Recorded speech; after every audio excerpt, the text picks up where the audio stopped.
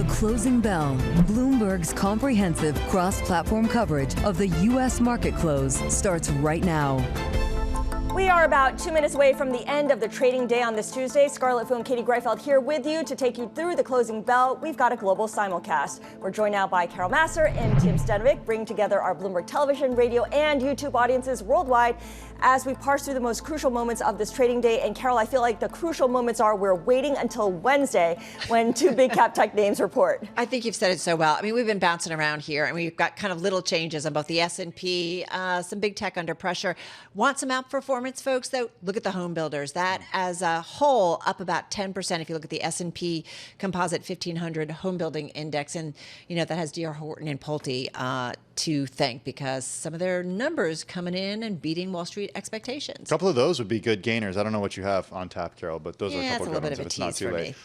You know, I'm thinking we got Coca-Cola, we got Lockheed Martin, we got General Motors, but like Scarlett said, we haven't gotten the big ones yet. We are starting to see a picture emerge, though, of what companies are dealing with when it comes to tariffs and what they're thinking about when it comes to the American consumer. And I guess it turns out, Katie, we want sugar in our Coca-Cola. Yeah, surprise, specifically U.S. cane sugar, apparently. And we were talking about it, how it's really a political statement, but that kind of feels like what companies have to do in this environment. Yeah, that's kind of appropriate for the moment in any case. As we look at this market, there's this resilience to equities that it kind of surprises me time and again, even with all the uncertainty regarding trade policy, tariffs, and even the fate of the Federal Reserve Chair. There you have the closing bells. We are looking at record highs here for the S&P 500, even as it's given up a little bit of its rally here towards the end. Looks like it's going to close up about 0.1%, finishing above 63.10, maybe, almost. There you go. Well, almost there. Not quite. Not quite. All right. The NASDAQ down about 0.4%. And the weak link there is some of those big cap tech names before Alphabet and Tesla report on Wednesday. And Dow Jones Industrial Average adding 0.4% to 44,502. And the Russell 2000, actually the outperformer of the day. And Katie, you and I were talking about this. We've seen the small caps kind of get a little bit of a tailwind the last month or so, but for so long, they've been perennial laggards when you compare them to big caps over the longer term, anything past 6 months. Just like Europe, which is amazing. But at least for today, small caps in the sun, Carol Massar. All right, Katie Greifeld, S&P 500, back to the big caps we go. And man, do I have this right? Because I feel like the split has been all over the place, but we're ending with about 407 names to the upside in the S&P 500. Katie, just 95 to the downside. No, you're right that it wasn't like that before. Exactly. A little while ago. We have really good breadth today, even though you wouldn't necessarily know it by looking at the percent change on the S&P 500. But when it comes to the sector change today, you had 9 of 11 sectors in the green, led by healthcare, actually, on a points basis. But it was big tech on the downside. Well, speaking of big tech, we have a smaller big company from the tech space reporting. Texas Instruments coming out with second quarter EPS of $1.41, beating the consensus estimate of $1.35. Revenue for the quarter was $4.45 billion, also higher than anticipated, which was $4.36 billion. As for the outlook, it sees revenue for this quarter between $4.45 billion to $4.80 billion. Analysts were looking for $4.57 billion, so the midpoint of that range handily beating the consensus estimate. Third quarter EPS will be anywhere from $1.36 to $1.60. Analysts were looking for $1.50. And second quarter CapEx, now I'm going backwards here, was $1.31 billion, more than expected. Analysts were looking for $1.17 billion. And you can see right now the stock, Tim, down about 7% in after-hours trading. Yeah, there's no commentary from executives in the press release. Going to have to wait to get that from the earnings call, but worth reiterating that revenue increased 9% sequentially. It was led by continued brand recovery in industrial, 16% from the same quarter a year ago. The company also saying that over the past 12 months, they've invested $3.9 billion in R&D and SG&A and invested $4.9 billion in CapEx and returned $6.7 billion to owners. All right, so just a reminder here, folks, you are seeing a lot of selling in Texas Instruments in the aftermarket, down about 8%. There was some concern and nervousness heading into this report because they felt like the outlook, a lack of visibility, and any obvious growth catalyst might put some pressure on this name. But it's the street not liking it. And you got to keep in mind the stock is up about 15% year to date, but definitely some disappointment here in the aftermarket, Katie. Yeah, that outperformance might be a reason why you're seeing this after hours reaction right now, which looks pretty dramatic. Like you said, down 8%. Now, of course, their third quarter outlook didn't include changes to U.S. tax legislation, so maybe that explains some of the negativity here. But we've been talking all program about how a lot of these companies, the bar is really high, at least when it comes to sentiment, and these misses, if there's anything to pick at, are getting punished, Carol. Yeah, and I would say, I just want to throw one more thing in, and maybe the disappointment has to do with the third quarter outlook, right? It's seeing third quarter EPS of $1.36 to $1.60. The estimate is $1.50.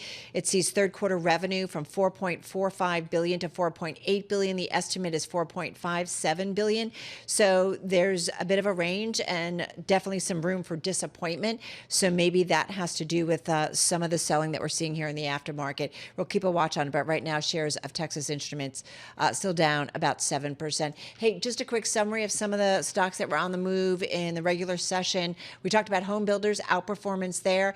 Here's the reasons why. D.R. Horton was up about 16% here at the close today, a top gainer in the S&P. The third quarter earnings beat expectations. Profit orders and home closings beating analyst estimates. Go to PulteGroup, also out with their results. That stock was up 12% at the close. Again, a top gainer in the S&P. They reported better than expected earnings. So that was a big one. And we got some more earnings crossing. Yeah, looking at Intuitive Surgical, pulling it up on the Bloomberg terminal, seeing shares in the after hours, not necessarily on the move. Intuitive Surgical second quarter revenue coming in at $2.44 billion. Estimates were for $2.35 billion. Second quarter adjusted earnings per share coming in at way above estimates at $2.2 billion. The estimate was for $1.93. Shares now on the move, higher by 5.7%. Yeah, starting to see some reaction there after second quarter adjusted EPS beat its estimates. And this is a name that needed some good news, Tim. You consider the fact that Intuitive Surgical shares were down about 2% heading into today's close and these numbers. All right, we have most of the big banks done reporting, but we have a financial company that has just reported, and that is Capital One. Let's give you the second quarter adjusted EPS number, $5.48. Far away beating the consensus estimate of $3.88. So maybe we're not comparing like with like. Let's look at the net revenue line, $12.49 billion, also higher than the expected $11.84 billion. Net interest margin for the period was 7.62%, better than the 7.43%. As for loans held for investment, that came out to about $439.3 billion. Analysts were looking for about $397 billion. And one comment from Capital One, the integration of Discover is going well. So we're looking for more commentary, of course, on that. Second quarter provision for credit losses was about $11.43 billion. The consensus estimate, if this is the right comparison, is $3.88 billion. That seems a little bit off, but we'll dig into that a little bit more. The stock is now lower in after-hours trading. All right, here's one that is definitely rallying in the aftermarket, although it's having a pretty miserable 2025. We're talking about Enphase Energy. It's up almost 6% here in the aftermarket. Keep in mind, it's off about 37% year to date, the solar energy company. And let's go through some of the numbers. Second quarter adjusted EPS, that's a beat, 6 cents better than what the street was expecting, 69 versus the estimate of 63. Second quarter revenue, that came in better than forecast, $363.2 million. The estimate was $359.3. And then this is what matters, perhaps.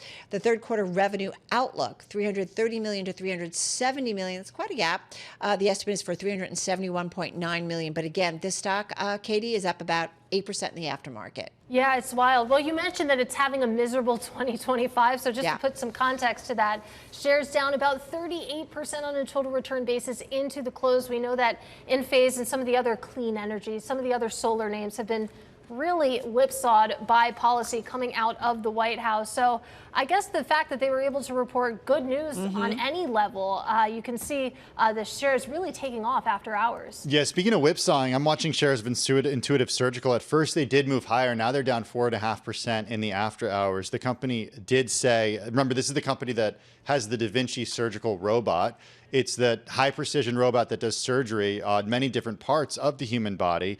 They did say that procedures grew at approximately 17% in the second quarter of 2024.